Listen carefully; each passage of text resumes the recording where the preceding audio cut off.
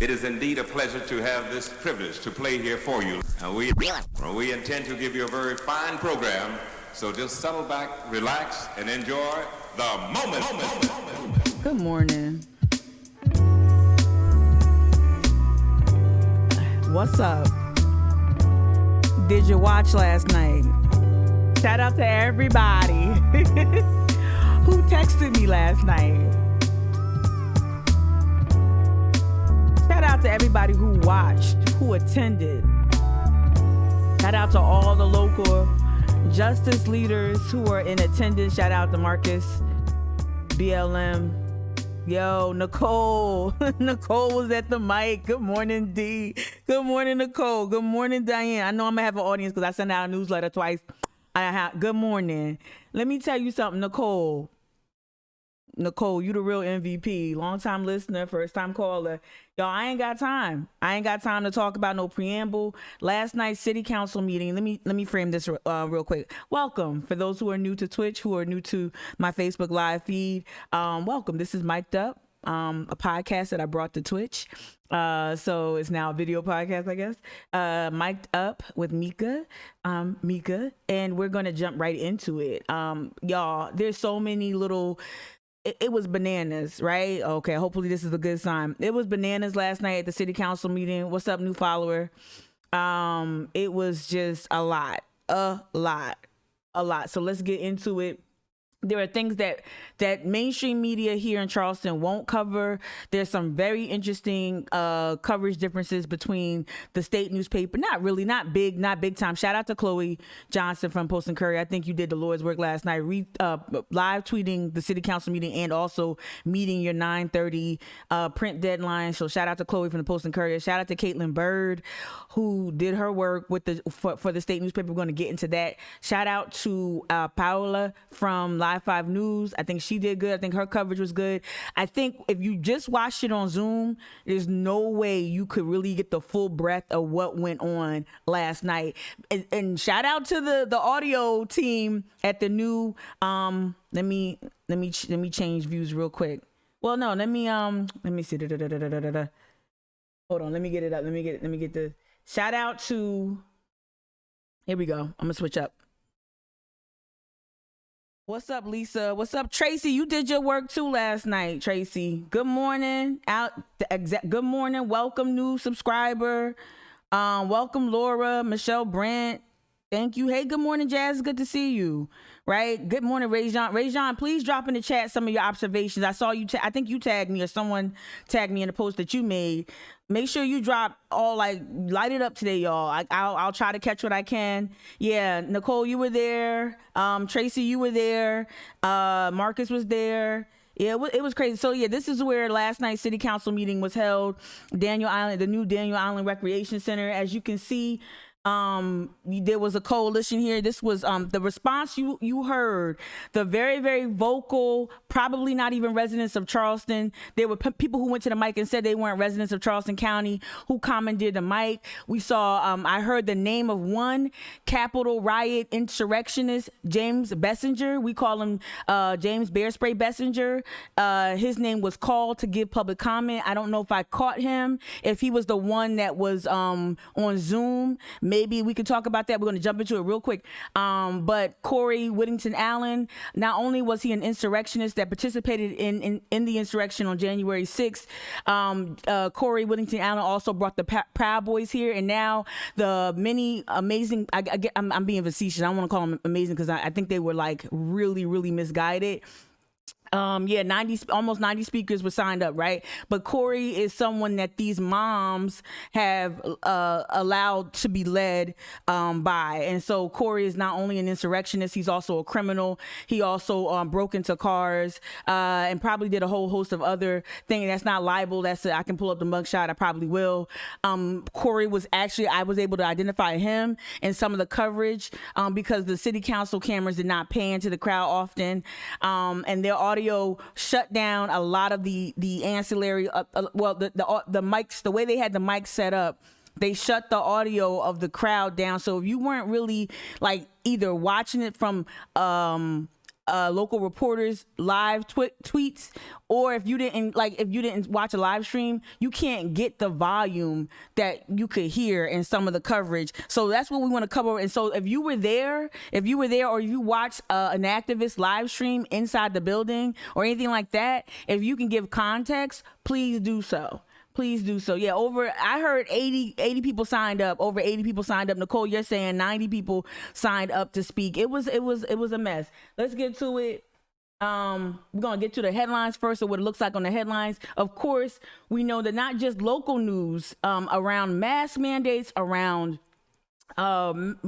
ordinances. We know that the superintendent and the state's epidemiologist chimed in yesterday to really add complexity to this whole discussion around mask mandates, masks in schools and whatnot. This is the state newspaper. South Carolina plan to expand virus tests in schools, not off the ground. Okay, so that's one headline. Then we're gonna get to the Post and Courier. This is today's Post and Courier. Let me pull it up as a PDF. Real quick. And then we're going to get right into the video. Okay. So this is the front page of today's Post and Courier. We have here Molly Spearman and Dr. Linda Bell. So State Superintendent of Education Molly Spearman on the right, and State epidemiologist Dr. Linda Bell right there on the left participate in a press conference about recommendations for COVID-19 school operations. South Carolina Medical Association on yesterday, August 17th in Columbia. Also, let me just say this. Shout out to all the healthcare workers who made their way out to the meeting last night to represent. Shout out to all the doctors, nurses, and other people who were urging caution, who were advocating for safety. Shout out to y'all. District opts for caution. Here's another headline on the front page of Post and Courier. District opts for caution with mask mandate. Charleston City Council decides against one raucous night meeting. Okay. Decides against one mandate. Let's just hop into the coverage. I'm butchering it. I've had so much caffeine. I'm going to go to Live 5 first. I'm not going to go to YouTube as I typically do. To just get, I like Paola's coverage of last night's meeting. Let's get it to. We're gonna have to go through an ad real quick. I think. Let's see if we have to mute it real quick. I already watched it once. Let me see. Get this Merrill Lynch ad out the way. Now that news comes after Charleston City Council just voted down a little while ago a mask mandate for public facilities like schools and daycares. Paola Tristan Arruda was there. And it was one of the longest city council meetings I've seen in quite a while. A real long meeting. Yeah, Raf, the meeting nearly 6 hours long, and that vote came after 5 hours. There was even a motion to amend the ordinance to only require masks in Charleston County public schools within city limits, but that was motion also failed. But City Council did hear from a lot of people on both sides of the argument, and they had a lot to say. Okay, right here. So this Paola's coverage is like gives you the volume. Hold on one second. Right here, you see this gentleman right here, y'all. Right here, in the black faded polo. That's Corey Whittington Allen. That is an insurrectionist. That is the man that brought the Proud Boys here. This is this is not hyperbole. If you're new to this feed, this is not hyperbole. This is a white nationalist. This is a terrorist. This is a criminal, not hyperbole. And this is who the coward, he sent all these people up there. He was part of the group that organized all these people. I don't want to take away their agency, right? But he is the accelerant. The fact that this man can show his face at a Charleston, he doesn't even live in Charleston, y'all. Either he's breaking and entering in cars in Bluffton, or he's somewhere in Somerville with Meemaw, right? The fact that this person can come into this space without a mask, without any type of concealing of his identity, and show his face after after all the terroristic things that he participated in last year, it's a shame. It's a shame. But this person right here, a whole white nationalist. Look at him. Don't even have no goddamn kids. Like, I know I get passionate about things too, but don't even have no kids. A room full of outbursts as 80 people were signed up to speak during tonight's city council meeting. Many came to speak against a mandate. We are here because we are defying these illogical, we're gonna get to the nonsensical, one-sided guidelines. So we need to stop these mandates. We need to remember that we are a free country. What are you talking about? Shout out Erica Coakley. I urge you to support mandates of masks to protect our children and our community. As a mother, I am asking for a mandate to allow me to keep my children What's up, Jennifer Wicker? until I can consent for them to have a vaccine. Tensions were high as people spoke. There he is. There he is, right here. There he is, right here, y'all. And look, right next to him. Right next to him. Y'all see that? So we got 2 insurrectionists here. 2 men that helped bring the Proud Boys here, right? And he thinks because he's LGBTQ, he thinks that that's complicated. No, you can be a bigot and LGBTQ. You can be black and anti-black and bigoted, right? So don't let the whole the identity thing, don't let that throw you off. So we got Corey Whittington Allen, right? And we got James Bear Spray Bessinger right here. Right here. 2 insurrectionists. 2 whole terrorists, 2 men who helped bring the Proud Boys here, who threw up white power signs in Somerville at the Celtic Knot? We got it on video because y'all can't help but video yourself doing terroristic shit, right? And that's who's here. These are 2 are the accelerant. These 2 are the accelerant, okay? We will not allow this regime this woman right here. to continue. We will not be silent. We will not comply. We civilly disobey every single one of your orders. And shouted to get their points across after unsuccessful attempts for order. Look at him there. Look at him there. Look how haggard he looks. I'm sorry. I'm trying not to be mean about people's personal appearance, but the fact that this guy the fact that this guy is leading anybody. The fact that this guy is leading anybody. Scared ass. He don't want no problem with that police officer. Scared ass. After many hours and attempts to amend the ordinance, City Council failed to pass an ordinance requiring masks. Failed to pass an ordinance, y'all. So tonight I will be staying consistent and voting to allow the... Dude, Harry Griffin, you can't even spell consistent. You flip-flop more than motherfuckers on Folly Beach. Seriously. ...will of the people to make the decision for what is right for them. He fumbled this moment too politically. He fumbled this. He tried to capitalize. City leaders are still highly encouraging people to wear masks and get vaccinated. Live on Daniel Island, I'm Paola Trisnaruda, Live 5 News. Okay, so we're going to hop out of Paola's coverage, right? And we're going to head over to, shout out to, again, holding it down on Twitter. Folks holding it down on Twitter yesterday. Let me just go ahead and search for the people that I know are holding it down. The video I got, again, I want to give people more of a sense of the sounds, right? Shout out to Zach Ezeguro, who follows me. Shout out to Zach. Zach got some of the most interesting footage right here of this gentleman. And we got him at the city council mic, but you can't hear the volume. You can't grasp the mania. Shout out Zach. Dude with the red laces. Dude, what are those? First of all, what are those? Dude, switch to decaf, yo. You shouldn't be drinking coffee past 2 p.m. That's not caffeine. That's new census data scaring the hell out of that white man. That ain't caffeine. All right, let's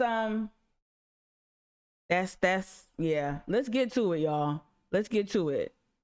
First of all, just for those who are like, let me just do it.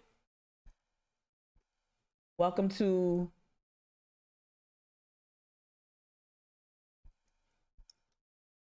let me just get right into his mugshot right now.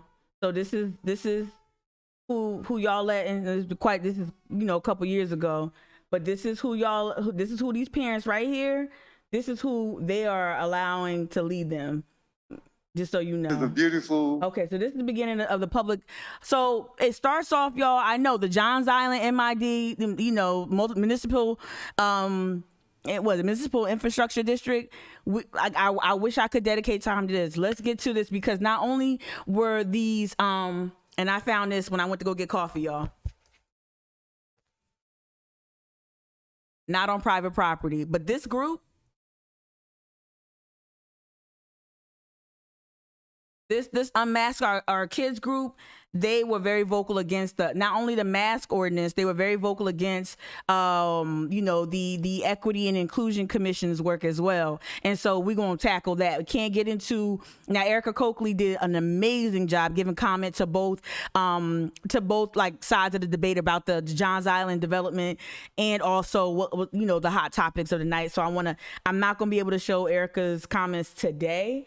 And I'm just going to try to get through the spicy ones. I watched this twice, so y'all don't have to watch it. But let's just get a sense of the sound. Let's get a sense of the commentary coming out of this room. Melissa Engdahl. And shout out to all y'all who gave y'all real address up there at the mic. I'm not doing that, but not shout out literally, but some people gave their real address. Like, yeah, you so not coming to my house. Melissa Engdahl, 4009 Crown Point Street. Yep. I'm here tonight. Let me just repeat what Rajon just said on Facebook. It's crazy how those cross sections work. Exactly that, right? And so tomorrow, like the follow up to this live stream will be how the intersection of that whole libertarian, kind of faux libertarian, mostly conservative fringe, Trumplicans, right? That fringe and that their anti-blackness really, it converges to make this really gnarly mix, and we're seeing it right here at these meetings. A lot of white women, and it's the thing too, if you're not used to me, welcome. I curse and I indict white supremacy, and I also do something that a lot of these groups here in Charleston won't identify, which is white female aggression. And you're going to see white women weaponize not only their motherhood, but weaponize their frailty or the perceived frailty to make a larger point. And this is part of it, right? Sending these mothers up there with their kids, with their toddlers, to make this appeal to the public. And they're using their femininity, they're using their femaleness, they're weaponizing it to make a larger point too, right? It's amazing how they really couldn't find a number of black mothers to come up to this mic. Oddly enough, I think that they don't want that, even though they like to tout diversity, and they're recruiting heavily more successful black men than they are with black women. Undoubtedly. But look how white womanhood is upheld here. Look how it reinforces white supremacy and how it reinforces the patriarchy. And how it's very anti-science. Look at this. You're seeing all the black and white pictures you saw from back in the day, them women yelling at them black kids coming in. It's the same thing, y'all. It's the same thing. No, that's not a leap. It's the same thing. It's the same racial animus, the same fears of losing a status in America. It's all of that coming here to manifest as this anti-science bullshit. I don't know, for lack of a better phrase. I'm sorry, I curse. Good morning. To talk about your idea to mask 2-year-old children at daycares and above in all the public schools. I got that one. And I'm asking you to please let your fear that you have inside of you go over this virus. Because I just printed this out from the CDC, inkjet. And it says from 0 to 17 years old, the percentage of death is less than 0.1. So she's willing to. We need to follow the state law. God bless Governor McMaster. So you already get that. A lot of God bless McMaster. Let me get to the spicy. So this was an actual medical professional, mother of 2. And we just give a little bit of this so you get Minister John Henry, Catherine Ralston, and Lisa France. Yeah, the lady from another country. Good evening. My name is Dr. Kelly Williams. I'm a pediatric immunologist. Can you speak closer into the mic, please? Thank you. Sorry. I'm a pediatric immunologist at the Medical University of South Carolina, which means I'm a doctor for children, and I specialize in taking care of severely immunocompromised children. I'm also a mother of 2, and my children start school tomorrow. Yesterday in my Well Immunology Clinic, I saw 14 patients, and 2 of which I diagnosed with COVID. They came in with seemingly well, without symptoms, they thought, and were found to have a temperature of 103 and inflammation on exam. And they had been at camps all day and infecting other children. Okay, so that is very important. She gave an excellent comment. And I love the fact that she came calm. A lot of the medical professionals that I heard were extraordinarily calm and poised in their delivery, even though they faced a lot of heckling from the unmasked our kids faction. This woman right here, I'm trying to go through it fast, y'all. The mask is about compliance. Next, they're going to tell you you have to take a vaccine. And then guess what, kids? Once you take your vaccine, they're going to tell you, sorry, the vaccine isn't as effective as we thought it was going to be. So now you got to still wear your mask, still got to get contact trace, still have all the restrictions and social distancing. And I'm telling you, we got a taste of this last year when we talked about the Trump boat parade. We got a taste of what the white women of Mount Pleasant and Daniel Island, what they could unleash. I saw it firsthand, and a lot of them are anti-maskers. The women that call me monkey or liken me to a monkey, who threaten Pepe and her business. A lot of the women are the same. It's an interesting, to use Rejan's phrase, an interesting cross section with the moneyed class of women. And here's another mother here, using her child as some sort of prop, I guess. I'm sorry if this feels a little bit brutal. You have to, it just really bothers me. Nancy Mace does that often as well, using her motherhood as some sort of special protected category. And I'm not demeaning mothers at all, right? But what I'm saying is that it's very specific what they're doing by constantly reminding you that they're mothers. Now, granted, in this instance, they're trying to make the case that they have a vested interest. Their kids are going to school, but also it serves a dual purpose. It kind of throws some people off too. Again, when the equation gets a little complicated, we don't really do too well here in Charleston with actually calling out white supremacy when we see it. But let me tell you something. If any of those mothers have joined a group that's led by Corey Allen, if any of these mothers went to a rally because they heard about it from Tyler Bessinger, they are following white nationalists, and they know they're following a white nationalist. So you can't tell me that no matter how many little beautiful blonde-haired, blue-eyed kids that they drag up there to that mic, you can't tell me that white supremacy, or rather racial animus, isn't also something that's incentivized them to speak up and speak out this loudly against science. Of letters. These children in these schools last year, you said they were going to get mask breaks. They did not get mask breaks. They were outside in the heat with a mask on their face. They only got 15 minutes. They care so much about kids. They care so much about kids to not have a mask. And I want to know, which one of you wears a mask for 8+ hours a day? Okay, delusional. This woman right here. Were any of you demanding our children quarantine for 2 weeks? Time. Were any of you trying to push our youth into an experimental vaccine? The answer is an overwhelming no. These are our children, and we are the parents. The medical choices for these children are up to the parents and the parents only. We have asked. I'm all for, I don't mind if people read prepared notes because you get nervous up there, but read your script, darling, that they sent you. We have pleaded with you, and our attempts were in vain. And now you have a slew of angry parents. Instead of enjoying our last day with our children, we are here fighting you and your overreach. I urge you. They got a lot of applause. To cease all attempts at. Okay, her time. This dude right here. This dude, I believe. Selena Ramsey. Hold on. Brett Barry and Farina Doran. Or Farron Doran. This guy speaking out against the commission, I believe. Hi, good evening. Brett Barry, Canny Lane, West Ashley. Oh. Mayor Joe Riley created opportunity and safety for the people of Charleston. Okay, pause real quick, because I heard this a couple times, right? That whole, well, Joe Riley was so good to the blacks. Joe Riley was so good to the blacks. Why don't the blacks just relax? Joe Riley, and that's why I tell y'all, stop putting Riley on a pedestal and really look at don't let, like, the argument I get from a lot of white people who love Joe Riley is, oh, he created so many jobs. He created so many jobs for black people. Jobs, economic mobility, as meager as a city salary would be, and I'm gonna be real with you, it's not comparable to other major metropolitan areas, right? representation and a couple of economic opportunities does not equate to justice. And so this was a letter to the editor right here, that I printed out, that I downloaded using my library card, right? And it's don't rush to report on Charleston, and it's the Equity Commission, right? So it's so hard. Okay, so let me just read the broad strokes. For 40 years, the city of Charleston was governed by Mayor Joe Riley. Clearly, he was sensitive and responsive to the problems faced by African Americans in the city.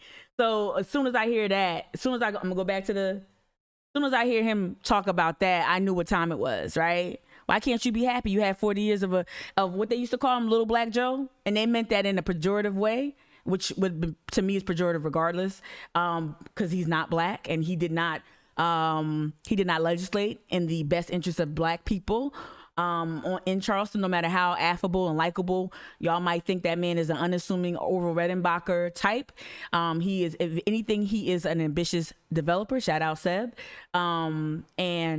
It always just strikes me when somebody says that, hey, you got 40 years of Riley. Why are you upset? 40 years of Riley. Mayor Joe Riley created opportunity and safety for the people of Charleston. The sense of unity he cultivated is the model not only for the city, but for the entire Mother country, Emanuel happened on his watch. especially in his last year in office. Mother Emanuel happened on his watch. His accomplishments are being squandered by failed leadership. I'm not blaming him for Mother Emanuel. I'm just saying, like, calm down with this whole, like, oh, there were no race problems when Riley was in office. Black people were being disproportionately displaced from the peninsula in record numbers following Hurricane Hugo. All right, the TIFs, the 11 TIF districts that were set in place in the 90s, right? The early portion of Joe Riley's tenure as mayor/developer of Charleston, the TIF districts, the Horizon Foundation that's now West Edge, that's his legacy. It's displacement and dispossession. His legacy is not equality. His legacy is not naming the Septima Clark, crosstown, which also displaced mad black people. Like, well, that's his legacy.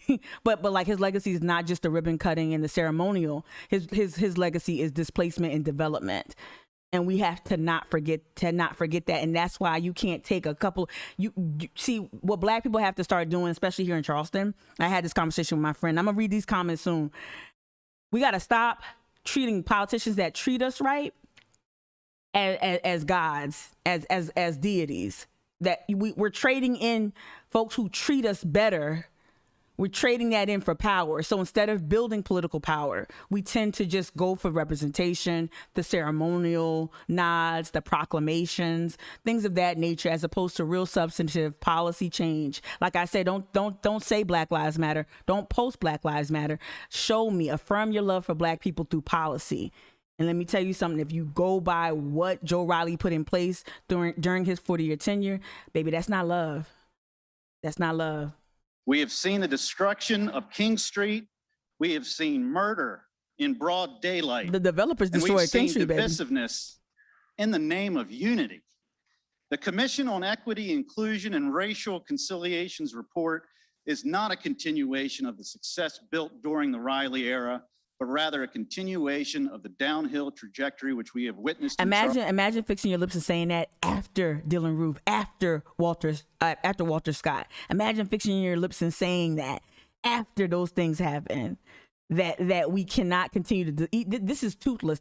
The subcommittee I was on, I love the subcommittee I'm on. Y'all know how much love I have for not just Chairwoman Felice Knight, but so many other black people who I got to learn about their work while being on the History and Culture subcommittee, right? But the work that we did, y'all, this is not policy. These are recommendations, and people are shooting down the recommendations and don't even want to discuss race, right? Let's fast forward to, I'm trying to refrain from name calling, but Lord, there's just one mother. Oh, this one right here was spicy because she came at Harry Griffin. And for those who thought that her coming at Harry Griffin mean that, oh, we can work, nope, don't even try it. Don't even try it. Don't do that enemy of my enemy shit, because a lot of organizers did that last year. Like the whole time. And this woman too said she was a healthcare professional. She was just horrible. Situation, we would have told you to throw it away. And you would have to stop wearing it after 2 hours. You stop wearing those masks, you throw it away after 2 hours.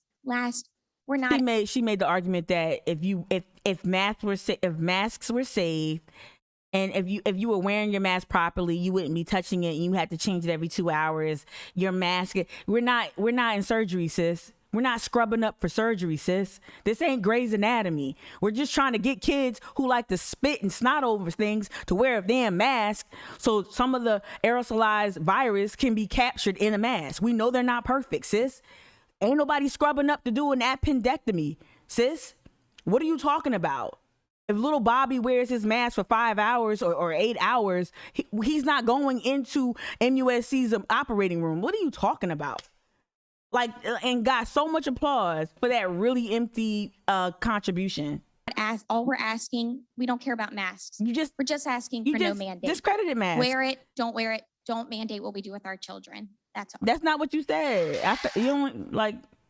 She's Jennifer Trudeau, she literally, Tara Wood, and Allison Benedetti. Listen to this one. Listen. Hi, I'm Jennifer Trudeau. I recently moved out of Charleston County, and I'm thankful that I'm no longer subject to the tyranny here. So why are you here, sis? Why are you here? If you're, why are you? I wanted to specifically say hello to you, Mr. Harry Griffin. I hope that you remember our phone call last February when I was accosted by Charleston Livability Department. Yo, you gotta love the double lens action. You gotta love it. The glasses and the shades on top. You gotta love it. In the middle of Target. Double duty. And you promised me that you would get back to me multiple times, and you never did. Okay, anyway, so I threatened to sue after I got no response from you. What I want to say here is for you all to look around. You do not have the consent of the governed. She feels so good. She feels so good. I'm glad in that auditorium your friends came in a caravan. They love caravans, just like the caravan they took up to the Capitol to storm the Capitol. You feeling real strong with your caravan.